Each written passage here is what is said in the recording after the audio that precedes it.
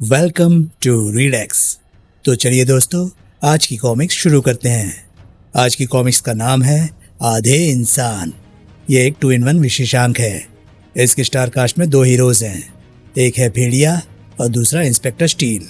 ये कॉमिक्स प्रकाशित हुई थी राज कॉमिक्स के अंतर्गत और ये एक एक्शन जॉनरे की कॉमिक्स है।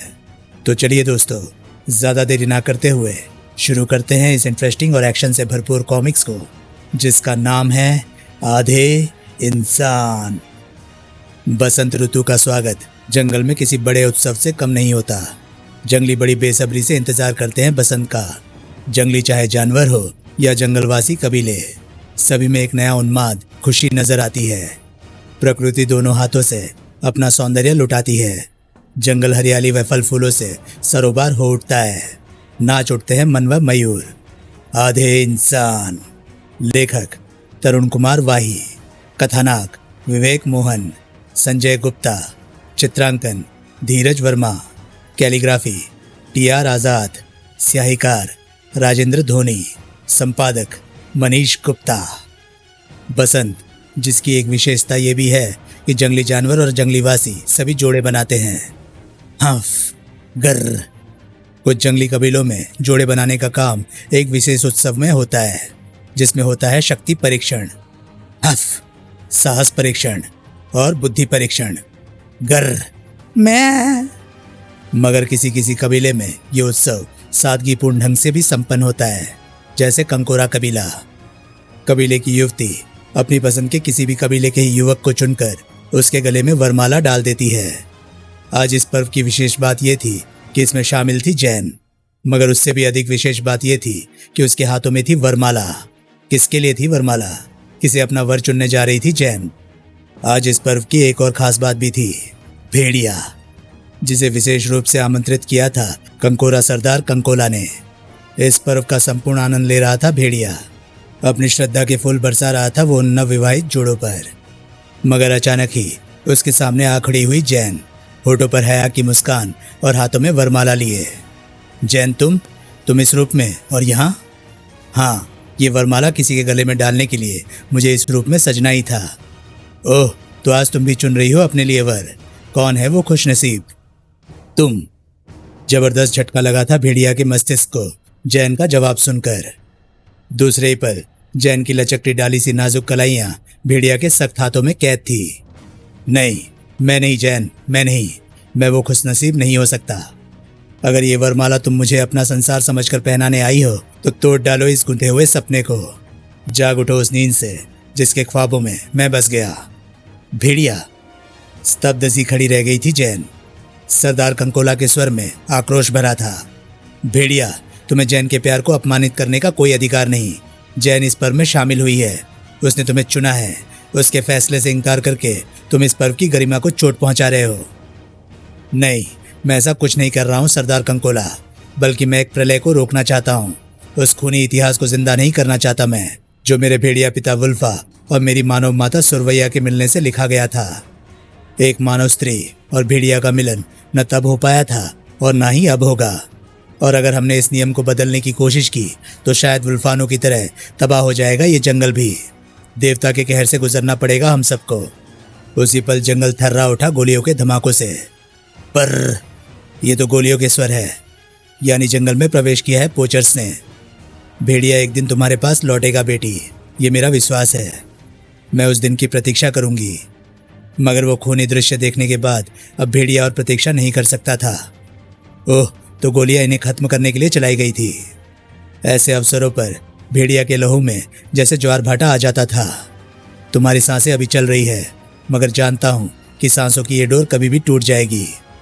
जा रहा हूं तुम्हारे परिवार की जिंदगी में मौत के अंधेरे भर देने वाले शैतानों की जिंदगियों का सूर्यास्त करने।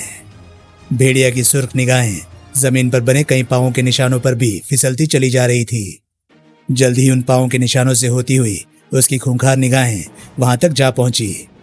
यही है वो हत्यारे। मगर ये पोचर्स नहीं हैं, क्योंकि अगर ये पोचर्स होते तो सिंह फैमिली को इस प्रकार वहां न छोड़ाते, बल्कि उनकी खाले साथ लेकर आते। तो फिर कौन है ये लोग? ढूंढो। पैरासूटों से बंधे वो 5 बैग हमने यहीं पर गिराए थे, वो हमें यहीं पर मिलेंगे। निसंदेह वो सही लोग नहीं थे। उनकी वहां मौजूदगी रहस्यमय थी। ब्लैक डॉग, वो देखो। गुड। ब्लैक डॉग, एक यहाँ है। थोड़ी देर में 5 बैग उन्होंने ढूंढ निकाले। फिर वे बैग लेकर एक गुफा तक पहुंचे। अपने जिले को एक पृथक राज्य का दर्जा दिलवाने की जंग हम यहीं से छेड़ेंगे। ये विशाल गुफा हमारा हेडक्वार्टर होगा। इन बैगों में भरी गनें, रॉकेट लॉन्चर, RDX और गोला बारूद आतंकवाद फैलाने में हमारे काम में आने वाले हैं। हथियारों की इस खेप को बड़ी मुश्किल से यहाँ तक पहुँचाया गया है ताकि हमारा मिशन आसान हो सके। इन्हें गुफा में पहुँचा दो। भेड़िया तक पहुँच रही थी ब्लैक डॉग की आवाज़। ओह, तो ये लोग आतंकवादी है जो पृथक राज्य की मांग कर रहे हैं। यानी भविष्य में मानवता के सिर पर भी मौत का साया बनकर मंडराने वाले हैं ये लोग।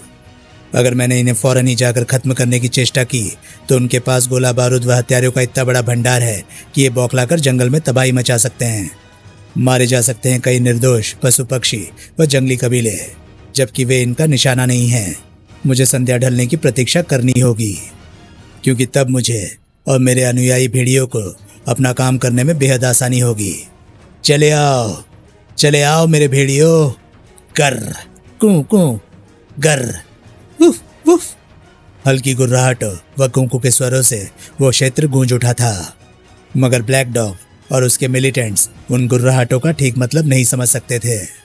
शाम ढलते ही भयंकर जंगली जानवरों की गुर्राहटों व आवाज़ों ने जंगल के वातावरण को कितना भयानक बना दिया है ब्लैक डॉग। और इस वातावरण में कोई कानून का रक्षक जंगल में प्रवेश नहीं कर सकता। ये जरूरी नहीं कि कंक्रीट के जंगलों, शहर के रक्षक, पुलिस ही वहां पहुंचे।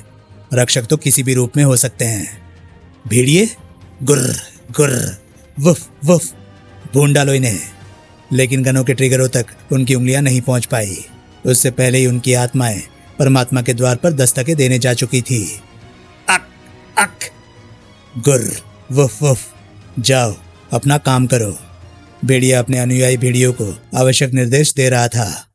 भेड़िए अनुयायी जिन्हें अपना काम बड़ी ही सावधानी से करना था, और जानवर होने के बावजूद वे कर भी रहे थे। उनकी सफलता का इससे बड़ा सबूत और क्या हो सकता था। गुर्र वुफ वुफ, शाबाश मेरे जांबाज भेड़ियों। अब बाकी का काम करूंगा मैं खुद। इन्होंने जंगल का कानून तोड़ा है, जिसकी सजा इन्हें मैं दूंगा। उठकर खड़ा हो जा ब्लैक डॉग, क्योंकि भेड़िया सोए हुए पर मौत का वार नहीं करता। इतनी जोर से दहाड़ा था भेड़िया कि गुफा में सोए प्रत्येक मिलिटेंट की नींद हवा हो गई थी। उनके हाथ सीधे उन स्थानों पर पहुंच गए जहां उनके हथियार होने चाहिए थे, मगर अब वहां कुछ नहीं था। तमाम, तुम्हारे सारे हथियार अब मेरे कब्जे में हैं। भेड़िया के जंगल में शस्त्रों के साथ वह गलत नियत प्रवेश, एक सिंह परिवार की हत्या और आतंकवाद फैलाने के उद्देश्य से जंगल में बनाए गए हेडक्वार्टर के जुर्म में भेड़िया अब तुम सबको सजाए मौत देगा।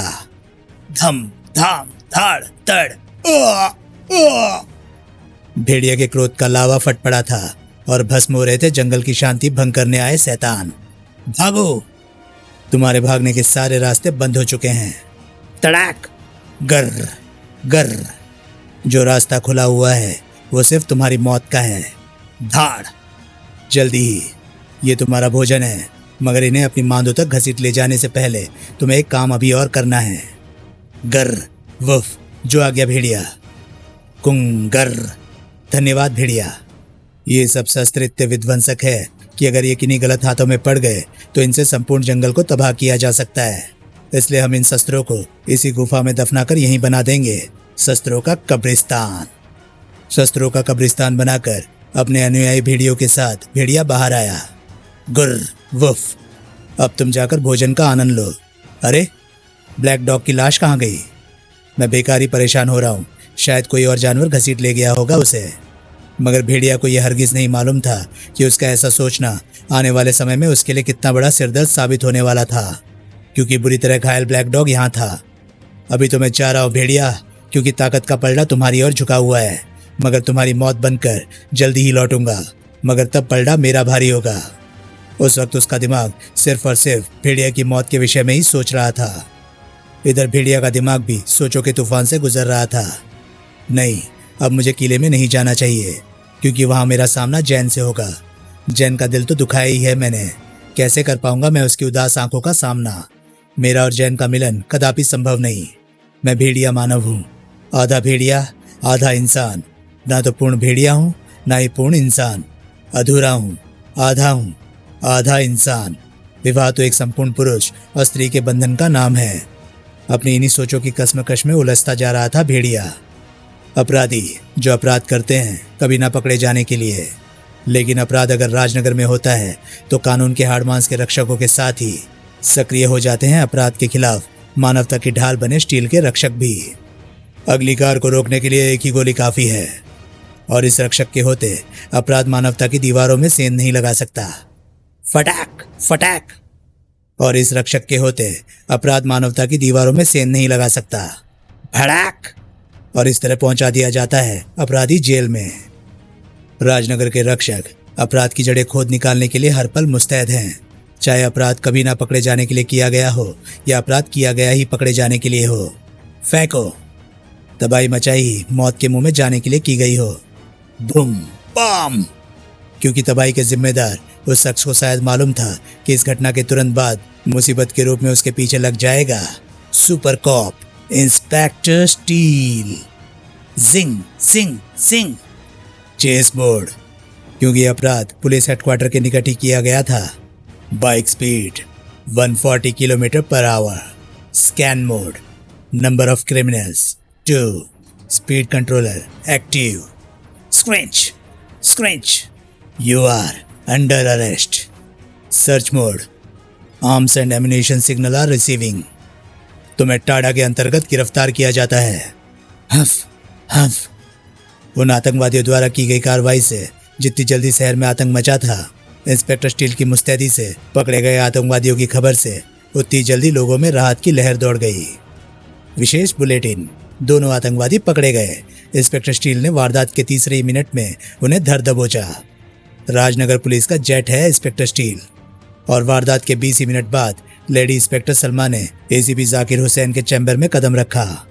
सर, उन दोनों ने तो 4 डंडे पड़ते ही बयान दे दिए। तुम उन्हें डंडे ना भी जड़ती तो भी वे बयान दे देते। क्या मतलब सर? मेरा मतलब है कि तुम्हारी आंखों में झांकने के बाद तो आदमी भी अपने आप को ही भूल जाता है। एसीपी की बात सुनकर पहले तो हड़बड़ा गई थी सलमा, मगर फिर खुद को संभालते हुए गंभीर स्वर में बोली, सर, अगर आपकी इजाजत हो तो वो बयान करूं जो उन दोनों ने बयान किया है। Oh sure sure. सलमा के जबड़े सहसा ही कस गए। आतंकवादी ब्लैक डॉग ग्रुप के सक्रिय सदस्य हैं सर। ओह, वही ब्लैक डॉग जो असम में एक पृथक राज्य की मांग कर रहे हैं। और क्या पता चला है उनसे सलमा? उनके ग्रुप लीडर का नाम भी मैंने पता लगा लिया है सर। उसका नाम भेड़िया है। पूरा ग्रुप उसके नाम से थर्राता है। जंगल के शैतान के नाम से भी जाना जाता है उसे। खून पानी की तरह बहाता है। बारूद से ऐसे खेलता है जैसे बच्चे टेडी बियर या गुड़ियाओं से खेलते हैं। जंगल में हथियारों का पूरा जखीरा है उसके पास। जंगल में फैले खूनी कबीले उसके गुलाम हैं। उसकी इजाजत के बिना जंगल में एक पत्ता भी नहीं खड़क सकता सर। वो सब कहते कहते सलमा के चेहरे की सुर्खी बढ़ती चली जा रही थी। ये तो गंभीर मसला है। मुझे खुद इस मामले में अपने अधिकारियों से बात करनी होगी, और फौरन ही। मगर इससे पहले कि एसीपी रिसीवर उठा पाता, फोन घनघना उठा। Hello, ACP Hussain here. Phone Hussain के घर से था। तुम अभी तक घर नहीं पहुंचे हुसैन? लड़की वालों को यहाँ ठीक 6 बजे पहुंचना है। ओफो माँ, कहा तो था कि समय से पहुंच जाऊंगा, फिर फोन करने की क्या जरूरत थी? माँ का फोन था।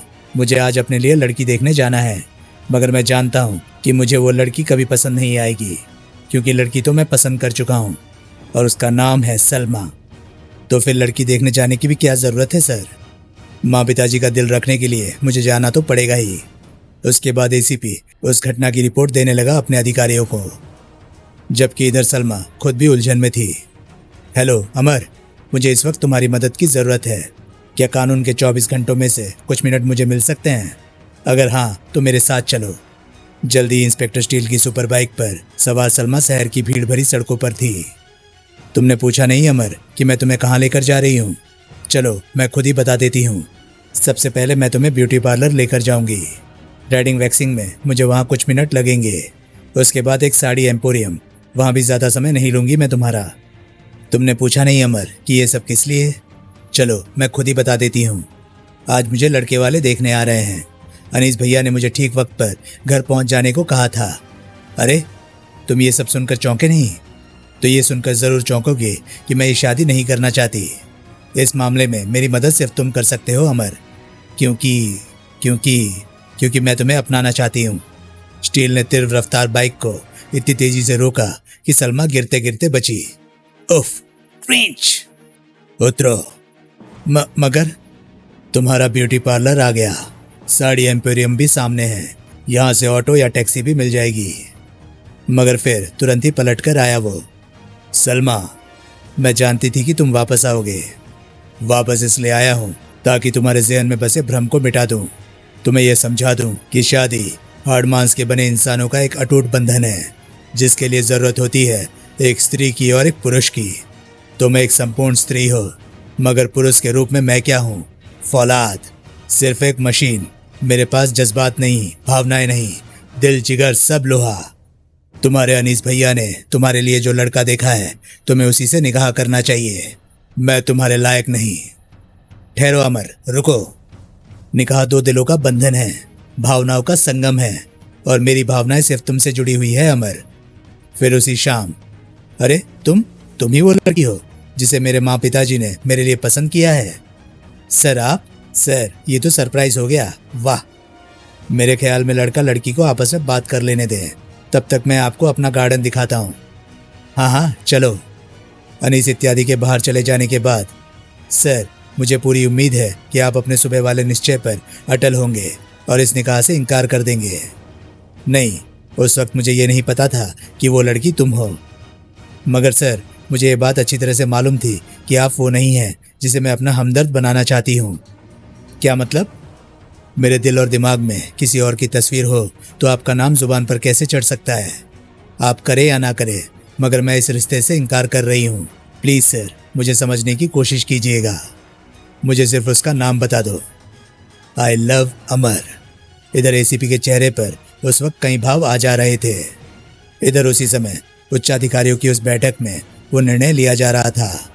भेड़िया को खत्म करने के लिए फौलाद की ज़रूरत है, एक ब्रिलियंट दिमाग की ज़रूरत है, यानी इंस्पेक्टर स्टील की ज़रूरत है। इंस्पेक्टर स्टील के साथ इस मिशन पे एसीपी हुसैन, हमारी होनहार महिला पुलिस निरीक्षक सलमा और कुछ ब्रिलियंट माथत भी जाएंगे। इस मिशन को नाम दिया जाता है मिशन थंडर। मिशन थंडर के जांबाजों को लेकर स्टील के स्पेशल हेलीकॉप्टर ने राजनगर की ज़मीन छोड़ी। फट फट फट। इधर एक तूफान उन तीनों तूफानों के भी सीने में मचल रहा था। अपना हमसफ़र हमराज बनाऊंगी तो सिर्फ तुम्हें अमर। किस्मत ने मुझे अधूरा छोड़ दिया, एक आधा इंसान बनाकर। तुम्हारा इनकार मेरे कानों में अभी तक जहर घोले हुए है सलमा। तुम्हारे दिल से स्टील को उखाड़ फेंकूंगा, और जल्द ही स्टील की कलाई पर लगे कंट्रोल पैनल द्वारा ऑटो पायलट हेलीकॉप्टर अब वापस उड़ चला। हम इस वक्त यहाँ हैं, हम एक एक करके इस पुल से गुजरना होगा। बस यहीं से हमारा मिशन थंडर शुरू होता है, और स्टील की मौत का सफ़र भी, क्योंकि ये पुल शायद इसका वजन नहीं संभाल पाएगा और तेज बहाव स्टील के पूरे मैकेनिज्म का कबाड़ा कर देगा। Danger wooden bridge ahead. 450 kilogram वजनी स्टील भी पार करता चला गया उस पुल को। मगर गड़बड़ उस वक्त शुरू हुई जब, अरे उफ, कड़ाक। नदी का बहाव इतना तेज था कि ना तो इंस्पेक्टर स्टील ही कुछ कर पाया और ना ही सलमा या दूसरे मातहत। ये क्या हुआ स्टील? ओह, बहाव तेजी के साथ एसीपी साहब को दूर बहा ले गया है, पर मुझे उम्मीद है कि एसीपी साहब की कुशाग्रता उन्हें बचा लेगी, क्योंकि हम मिशन थंडर पूरा किए बिना एसीपी साहब की खोज में नहीं जा सकते। जंगल की मुसीबतों से उनके सामने की शुरुआत हो चुकी थी। एक शुरुआत यहाँ भी हो चुकी थी। उफ, ये शाखा वक्त पर काम आ गई। किनारे पर पहुंचकर उसकी जान में जान आई थी। मुझे तो लगा था कि अब मैं गया। झरने का शोर सुनकर और गहराई देखकर उसके होश अभी तक उड़े हुए थे, मगर अभी तो कई और घटनाएं भी घटनी थी जो उसके होश और भी उड़ाने वाली थी। ओह, ये हाथी तो पागल है। क्रिया, बचाओ बचाओ, ये तो उसे कुचल डालेगा। मुझे उन बच्चों की जान बचाने के लिए तुरंत ही कुछ करना होगा। बचाओ। एसीपी हुसैन ने पागल हाथी पर तड़ातड़ फायर झोंक मारे। ओह, एक भी गोली माथे पर नहीं लगी, बल्कि गोलियों से घायल हुआ हाथी अब मेरी तरफ आ रहा है, और उसके रास्ते में है वो बच्चा भी। बुरी तरह से हड़बड़ा गया एसीपी। मौत सिर पर थी, और दूसरे पर एसीपी की आंखों ने देखा वो महान आश्चर्य। क्रिया, अरे ये क्या? ये इतनी लंबी पूंछ किसकी है जिसने बच्चे को लपेट लिया? उस पल तो उसकी आंखें जैसे बाहर को निकलने लगी। ओ गॉड, ये तो कोई राक्षस है। भेड़िया, मार डालो इस पागल हाथी को। भेड़िया? वो तो क्या यही है वो भेड़िया जिसकी तलाश में हम यहाँ पर आए हैं? मगर ये पागल हाथी शायद अब उसे जिंदा नहीं छोड़ेगा। लगता है मिशन थंडर बिना कुछ किए ही खत्म हो जाने वाला है। अब तो हैरानी से जड़ होने लगा था एसीपी। अद्भुत। भेड़िया बचो, है भेड़िया देवता मदद। भेड़िया की उस पुकार के साथ ही उसके हाथ में प्रकट हो गई गदा, जिसके एक बार से ही दोहरा हो गया वो पागल हाथी। तड़ाक क्रिया। तुम्हारा पागलपन जंगल के लिए खतरनाक हो सकता है और जंगल के प्रत्येक खतरे को मिटा डालता है भेड़िया। इसलिए मजबूरन तुम्हें इस पागलपन की बीमारी से मुक्त कर रहा हूं। मुझे क्षमा करना दोस्त। जल्दी आओ बच्चों, अब तुम सुरक्षित हो। धन्यवाद भेड़िया, तुम जंगल के सच्चे रक्षक हो। एसीपी का दिमाग हैरानी से एक के बाद एक झटके खाए चला जा रहा था। जंगल का रक्षक? ब्लैक डॉग के आतंकवादियों ने तो भेड़िया को अपना सरदार बताया था। ओह, उन्होंने कहीं इसलिए तो झूठ नहीं बोला था ताकि वहां से पुलिस फोर्स को भेजकर इसे मार डाला जाए, क्योंकि इस खूंखार भेड़िया के रहते ब्लैक डॉग ग्रुप का संचालन शायद असम के जंगलों में असंभव ही है, जबकि उनके लिए जंगल ही सर्वाधिक सुरक्षित है, जो उन्हें कानून व मिलिट्री से भी बचाए रख सकता है। शायद इसलिए वो दोनों आतंकवादी वारदात के फौरन बाद पकड़े भी गए और 2-4 डंडे खाने के बाद सब कुछ बकते भी चले गए। इसका मतलब भेड़िया का ब्लैक डॉग से कोई संबंध नहीं है। मगर तब भेड़िया जरूर खुश होगा जब मैं उसे ब्लैक डॉग के सबसे शक्तिशाली साथी के रूप में स्टील का नाम बताऊंगा। स्टील का लोहा भी भेड़िया की गदा और उसकी जादुई पूंछ व राक्षसी व्यक्तित्व से टक्कर नहीं ले पाएगा। ओह, भेड़िया मेरी ही तरफ आ रहा है। एसीपी के षड्यंत्रकारी दिमाग ने भेड़िया को सुनाने के लिए सोच ली एक जबरदस्त कहानी। उस भयानक षड्यंत्र से बेखबर था स्टील, जो उसके खिलाफ बुन दिया गया था। उस षड्यंत्र को उस्मा प्रदान कर रहा था उस काले तेंदुए का घायल जिस्म भी। इसे गोली स्टील ने ही मारी है भेड़िया। काले तेंदुए के पास की जमीन पर दबी घास को देखो, जो 450 किलो वजनी स्टील के पांव से दबी है, जो चाहे तो जीवित हाथी को भी रौंद सकते हैं। एसीपी अपनी बातों से भेड़िया का क्रोध भड़का रहा था। ओह, तो ब्लैक डॉग ग्रुप ने मेरे हाथों ही अपनी हार का बदला लेने के लिए स्टील को भेजा है। तुम्हें जंगल बचाना है तो जाकर उसे खत्म करो। समझो वो खत्म हो गया। मैं जल्दी ही तुम तक पहुंचकर तुम्हें उसकी मौत की खबर दूंगा। मैंने इसे बता दिया है कि उसने सलमा को किडनैप कर रखा है। अब भेड़िया ही सलमा को भी मेरे पास लेकर आएगा। इधर जंगल की मुसीबतों के साथ मिशन थंडर जारी था। तुड़वा लिए ना लोहे से टकराकर अपने दांत। Snake bite. ये जंगल तो भयानक जीव जंतुओं से भरा हुआ है। हाँ, पर मैं किसी भी मुसीबत में तुम्हारे साथ हूँ। स्टील, वो देखो सामने कोई कबीला दिखाई पड़ रहा है। वहां से शायद हमें भेड़िया का पता मिल जाएगा। मगर जंगल की मुसीबतें बेशुमार थी। स्टील, आह! इससे पहले कि स्टील कुछ कर पाता, घिर गया कई खूंखार जंगलियों से। स्टील, ये खूंखार जंगली हैं, शायद नरभक्षी भी, जिन्हें शायद भेड़िया का संरक्षण मिला रहता है। जंगलियों की आक्रामक मुद्रा देखकर चीख उठा स्टील। सावधान, कानून के रखवालों पर आक्रमण जुर्म है, जिसके जवाब में हमें गोली भी चलानी पड़ सकती है। स्टील की चेतावनी का उन पर कोई असर ना हुआ। जंगलियों ने भाले खींच मारे, जिन्हें तोड़ता चला गया स्टील। आह! खच खच। मगर जल्दी ही स्टील समझ गया कि गोलियां दरअसल उसे भालों पर नहीं बल्कि उन जंगलियों पर चलानी चाहिए। हमें सेल्फ डिफेंस के लिए काउंटर अटैक करने पर तुमने मजबूर कर दिया है। धाएं धाएं धाएं। अब इतने जबरदस्त हमले के सामने भला कहाँ ठहर पाते जंगली। इसी पल हवा में सरसराई वो पूंछ और आ लिपटी स्टील की कलाई से। दूसरे पल स्टील को लगा एक तीव्र झटका। धम। जंगल में मौत बरसाने की इजाजत तुम्हें किसने दे दी स्टील? भेड़िया की शक्तिशाली किकों का भी उस फौलाद पर क्या असर होना था। जल्दी समझ गया था भेड़िया इस रहस्य को। ओह, इसका शरीर तो लोहे का बना है। ये मेरा नाम कैसे जानता है? भौचक की लटकी सलमा की उंगली फौरन हरकत में आ गई। ओ गॉड, ये कौन है? कितना विचित्र व भयानक। इसे फौरन खत्म करना ही ठीक होगा। ठहरो बेवकूफ लड़की, मैं तुम्हें लेने आया हूं। आह! कानून के उस सिपाही की गन का मुंह भी खुल जाता उससे पहले ही। अरे ओ नहीं, ये क्या? इतनी ऊंचाई से गिरने और भेड़िया के खौफनाक दर्शन के बाद अब भला उसे कहाँ होश रहना था। धप! पके फल के समान नीचे आ टपका था वो, जबकि स्टील के पर खच्चे उड़ाने के उद्देश्य से फेंकी गई वो चट्टान स्टील के प्रचंड घुसे से टकराकर बिखर गई। कड़ाक! मेरे कंप्यूटर में भेड़िया का जो रेखा चित्र फीड किया गया था उसके मुताबिक ये भेड़िया ही होना चाहिए और मिशन थंडर इसकी गिरफ्तारी व हथियारों के जखीरे की जब्ती के बाद ही पूरा होना है। स्टील के उस प्रहार ने खून छलका दिया भेड़िया के जिस्म से। शारीरिक शक्ति में दोनों में तय करना मुश्किल था कि कौन 19 है और कौन 20। धाम! कुछ पल के लिए जैसे भेड़िया का मस्तिष्क अंधेरे में गुम हो गया, मगर भेड़िया की उन शक्तियों से स्टील अभी अपरिचित था जो भेड़िया पर किसी मुसीबत के टूटते ही सक्रिय हो जाती है। गुर्र, कड़च, वुफ वुफ। भेड़ियों के दांत जैसे स्टील की फौलादी बॉडी में भी छेद करने को बेचैन हो रहे थे। ये जंगली भेड़िया मुझे तो कोई नुकसान नहीं पहुंचा पाएंगे, मगर सलमा और उन तीनों पुलिसमैनों के लिए भयानक खतरा बन सकते हैं। इसलिए अब पहले मुझे इसी खतरे को दूर करना होगा। Woof woof, click. स्टील की कलाई से छूट निकले मौत के शोलों ने भेड़ियों में खलबली मचा दी। घर, धाएं धाएं, वुफ वुफ। गिरते चले गए भेड़िए। अपने अनुयायी भेड़ियों के खून से लथपथ जिस्म देखकर भेड़िया की रग रग में जैसे तूफान मचल उठा।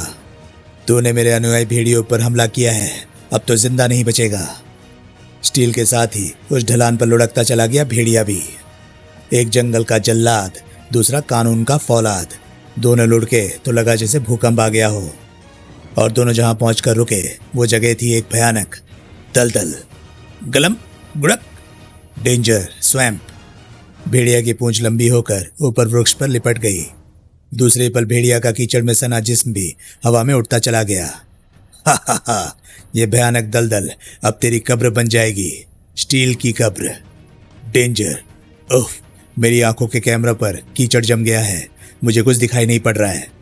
मगर सबसे पहले तो मुझे अपनी बॉडी को प्लास्टिक परत से ढक लेना होगा ताकि कीचड़ मेरे मैकेनिज्म को कोई नुकसान ना पहुंचा सके।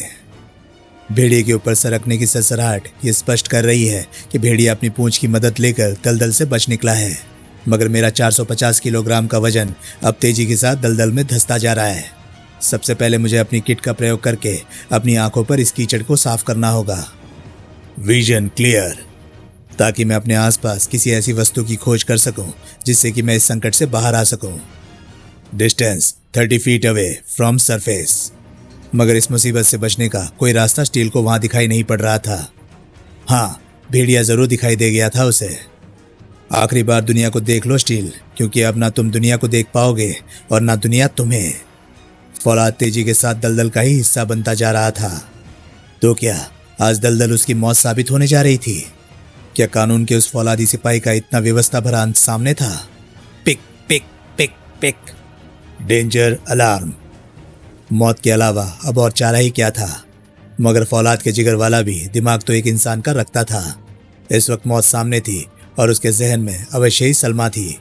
अपनी जिंदगी अमर के नाम लिखने का फैसला किया था सलमा ने। उसके जिस्म की मौत तो हो चुकी, अब दिमाग की मौत होने वाली थी। आधे इंसान की जिंदगी भी आज हमेशा के लिए खत्म हो जाने वाली थी। पिक पिक पिक पिक। 450 किलोग्राम का ये लोहा आज मिट्टी हो जाने वाला था। पिक पिक पिक पिक। जबकि भेड़िया सलमा के साथ पहुंच चुका था एसीपी हुसैन के पास। मैंने कहा था ना कि मैं तुम्हारी सलमा को तुम्हारे पास ले आऊंगा।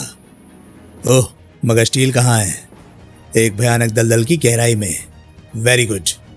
और अब मैं तुम्हें भी मौत की गहराइयों में भेज देता हूं, क्योंकि तुम्हारी मौत और मिशन थंडर की समाप्ति के बाद मेरा कमिश्नर बनना भी तय है। एसीपी तो गोलियां चलाने से पहले ही वापस जाते भेड़िया की मौत देख रहा था। काश उसे पता होता भेड़िया की जंगल में फैली उन आंखों का भी, जो हर पल चुस्त व चौकस रहती है। ची ची। उफ, चिंपांजी।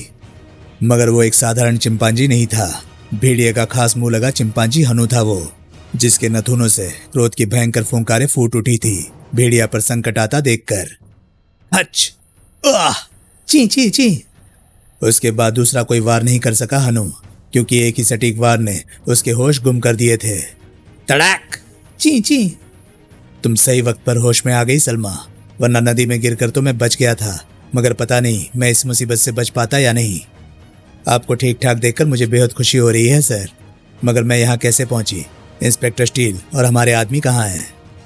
मुझे अफसोस है सलमा कि स्टील भेड़िए के हाथों दलदल में फंसकर मारा गया। हमारे बाकी आदमी भी उसने मार डाले हैं। नहीं, ये नहीं हो सकता। मुझे खुद भेड़िया के मुंह से पता चला है। वो तुम्हें अपनी गुफा में लेकर जा रहा था मैंने गोलियां चलाकर उसे तुम्हें छोड़कर भागने पर विवश कर दिया। स्टील हमारी प्रमुख शक्ति था सलमा। स्टील के बाद हम मिशन थंडर पूरा नहीं कर सकते। इससे पहले कि भेड़िया वापस लौट आए हमें वापस जाना होगा। नहीं, आपको जाना हो तो आप जाएं, मैं नहीं जाऊंगी सर। मैं मिशन थंडर पूरा किए बिना और स्टील को लिए बिना नहीं जाऊंगी, फिर चाहे वो मुझे जिंदा मिले या मुर्दा। पागल मत बनो सलमा, तुम्हारे कदम मौत के लिए आगे बढ़ रहे हैं। उसके कदम नहीं, कदम तो तुम्हारे मौत की तरफ बढ़ रहे हैं। दाएं। फुर्ती के साथ पलट गई सलमा। सर। सलमा के लिए कुछ करने का ना तो समय था ना ही साधन। पकड़ लो इसे, यह अभी हमारे काम आने वाली है। कौन हो तुम? छोड़ो मुझे। हाँ। ब्लैक डॉग ग्रुप के लीडर ब्लैक डॉग के शिकंजे से अब तुम्हें सिर्फ मौत ही छुड़ा सकती है। सलमा के लिए वो पल चौंकने वाले थे। Black dog? मगर ब्लैक डॉग का लीडर तो भेड़िया है। गलत, वो बेचारा तो जंगल का रक्षक है। उसने मेरे सारे आदमियों को मार डाला था, मुझे निशस्त्र कर दिया था। मेरे सारे हथियार आज भी उसके कब्जे में हैं। उसको खत्म करने के लिए ही मैंने ये प्लान बनाया था। अपने 2 आदमियों को पकड़वाया था क्योंकि मालूम था कि इस काम के लिए सिर्फ सुपर कॉप इंस्पेक्टर स्टील को भेजा जाएगा, और वही हुआ। मगर भेड़िया अभी जिंदा है। उसकी मौत में कोई गड़बड़ ना हो, इसलिए हमें तुम्हारी ज़रूरत है। अब तुम्हारी कोई चाल कामयाब नहीं होगी शैतान। उस घटना के ठीक 5 ही मिनट बाद फूजो की निगाह आश्चर्य से फैली। आश्चर्यजनक खबरें दी थी हुबू ने वहां पहुंचकर। ची ची ची। ओह, कहाँ पर हुई ये घटना? तुम्हें चोट तो नहीं लगी? ची ची ची ची। जल्दी फूजो अनु को साथ लेकर उस स्थान पर पहुंचा। ये तो पुलिस का आदमी है, मगर गोलियां लगने के बावजूद भी जिंदा है। इसे बचाना होगा अनु। ची ची ची। भेड़िया उत्सव के बाद से गायब है। वो इसलिए वापस किले में भी नहीं लौटा क्योंकि शायद अब वो मुझसे दूर रहना चाहता है। फूजो बाबा, भेड़िया आसपास ही है। उस लड़की और भेड़िया की जान खतरे में है। मैं उन्हें ढूंढने जा रही हूँ। ठहरो जैन। जंगल में ब्लैक डॉग और उसके आतंकवादियों के होने की सूचना भी हनु ने दी है। भेड़िया व उस लड़की सलमा की खोज का काम तो मैं यहीं रहकर करवा सकता हूँ। वुफ वुफ कू। फूजो ने उस भेड़िया को अन्य भेड़ियों के साथ मिलाकर भेड़िया और सलमा की खोज में जाने का आदेश दे दिया। अब हमें फौरन चिकित्सा देनी होगी, वरना ये मर जाएगा। Woof woof. इधर जंगल में उसी गुफा के निकट। Woof woof. अरे मोती तू? Woof woof. तू शायद मुझे वापस किले में चलने के लिए कहने आया है, मगर नहीं, अब मैंने अपना निवास यहाँ बना लिया है। तुम फूजो को कभी भी यहाँ का पता मत बताना। Woof woof. तुम्हारा आदेश अवश्य मानूंगा भेड़िया, मगर इस वक्त मैं किसी और ही उद्देश्य से यहाँ आया हूँ। जंगल में मैंने एक विचित्र राक्षस देखा है जो इंसानों जैसा शरीर नहीं रखता, मगर है इंसान की तरह, बहुत भारी भरकम। उसने भेड़ियों को गंध से बेहोश कर दिया है।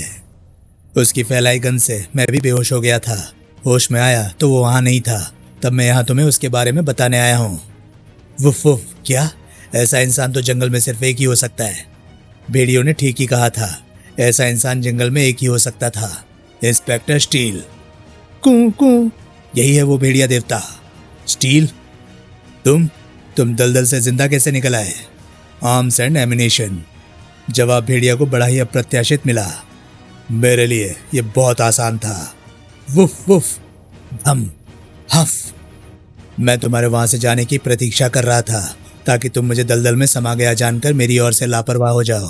तुम्हारे हटते ही मैंने सेल्फ कंट्रोल हेलीकॉप्टर को वहां बुलवा लिया था, जिससे निकले शिकंजे ने मुझे दबोचकर फौरन ही बाहर निकाल लिया था। फट फट। स्टील के मुंह से यह सब सुनते हुए भेड़िया की आंखों में जैसे प्रलय मंडरा रही थी, यानी वहां आने वाला था जरूर कोई जलजला। जबकि इधर फूजो की कुटिया पर तुम्हारे जिस्म की गोलियों को निकाल दिया है। तीव्र औषधियों से तुम्हें होश भी जल्दी आ गया है। अब तुम खतरे से बाहर हो। अब मैं तुम्हारे बारे में जानना चाहता हूँ। तब एसीपी हुसैन उन्हें सब कुछ बताता चला गया। और फिर भेड़िया जंगल का रक्षक है, मगर मैंने भेड़िया को स्टील के खिलाफ भड़काकर उसके हाथों से उसे खत्म करवा दिया, मगर सलमा को फिर भी नहीं पा सका। आज मुझे दूसरी जिंदगी शायद अपने गुनाह के प्रायश्चित के लिए मिली है, मगर बाबा, सलमा की जान खतरे में है। हो सके तो उसे बचा लो। तुम्हारा गुनाह सचमुच बहुत बड़ा है, मगर तुम्हारे अंदर पैदा हुई प्रायश्चित की भावना ने उसे छोटा कर दिया है। वो देखो, ये जरूर भेड़िया का पता लेकर आया होगा। मैं इसको लेकर भेड़िया के पास जाऊंगी। ठहरो, मैं भी चलता हूँ। अब सलमा को भेड़िया ही बचा सकता है। इधर स्टील की आंखें सर्च कर चुकी थी हथियारों के उस जखीरे को। Search mode, loaded gun. Search करती उसकी आंखें देख रही थी भेड़िया के नजदीक बनी बारूद की उस कब्र को। भेड़िया की मौत का लक्ष्य उसके सामने था और मौत भेड़िया के बेहद निकट। स्टील ने निर्णय लेने में देर नहीं की। चिम बैंग। भेड़िया के बारे में मिली खबरें अब सबूत सही सच्चाई बनकर उसके सामने थी। बारूद की कब्रें एक धमाके के साथ फट गई। वम। Search mode. नीचे पहुंच भी न पाया था भेड़िया कि स्टील की गन से निकली दूसरी गोली ने उड़ा दिया हैंड ग्रेनेड से भरी उस कब्र को भी। चिंग बैंग ब्रूम। उफ। हथियारों व बारूद के उस कब्रिस्तान में ही भेड़िया की भी कब्र बना देने को आमादा था स्टील। बैंग चैन चिंग बाम। ओह, इस तरह तो ये मुझे मार डालेगा। पुकार उठा भेड़िया। देवता मदद। देवता की गदा उसके हाथ में प्रकट हो गई। इस बार द्रुत वेग से उछले भेड़िया के हाथ में थमी गदा टकराई स्टील के हाथों से। टनैक। Control panel circuit damage. फिर सर्किट क्षतिग्रस्त हो जाने के कारण अब स्टील कंट्रोल पैनल का प्रयोग नहीं कर सकता था। भेड़िया पर पागलपन सवार हो गया था। टनैक। दलदल से तो तू बचकर आ गया, मगर अब देवता की इस गदा के प्रहारों से नहीं बचेगा। टनैक। तेरे लोहे के जिस्म को पुर्जा पुर्जा करके यहीं बिखेर दूंगा स्टील। टनैक। भेड़िया की गदा की हर चोट पर स्टील की मजबूत बॉडी में भी डेंट पड़ते चले जा रहे थे। भेड़िया ने अपनी बात को सच्चाई का रूप देने की ठान ली थी। देवता की प्रलंकारी गदा कहर की तरह स्टील को तोड़ रही थी। ठान ठान। वो गदा जो पर्वतों को भी चकनाचूर कर दे। इस बार संभल गया स्टील। ज्यूम साय चुम थाम। दूसरे पल स्टील ने भेड़िया की तरफ उछाले वे मिसाइल। टनैक।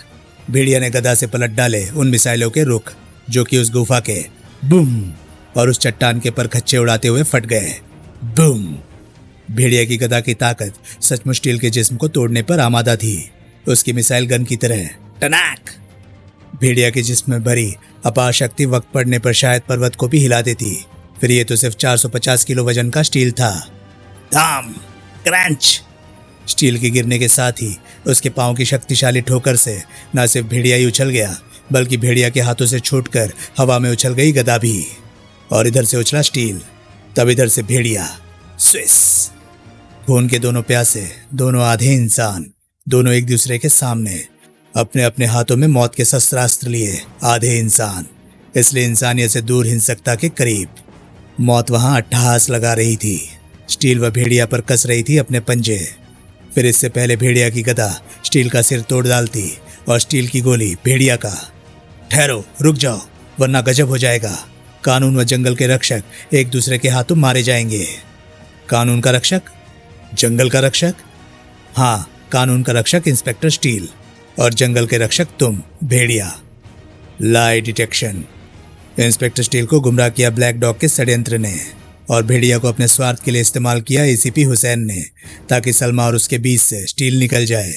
सब कुछ बताता चला गया फूजो और स्टील उसकी एक एक बात की पुष्टि लाई डिटेक्टर पर करता चला जा रहा था। मैं तो एसीपी के रास्ते की दीवार न तब था न अब हूं, क्योंकि सलमा से मेरी शादी संभव ही नहीं, न आज न कल। ठीक उसी तरह जैसे जैन से मेरा मिलन संभव नहीं है, न आज न कल। हम दोनों आधे इंसान एक ही किश्ती के मुसाफिर हैं स्टील, मगर इस किश्ती का रुख अब तूफानों की तरफ हो जाना चाहिए और तूफान तुम्हारे सामने है। अब जब सारे भेद खुलने के बाद तुम दोनों मेरे दुश्मन बन ही चुके हो, तो तुम दोनों को ही जिंदा छोड़ना ठीक ऐसे ही होगा जैसे कि पलीते में आग लगाकर बम को अपनी जेब में रख लेना। सलमा। स्टील।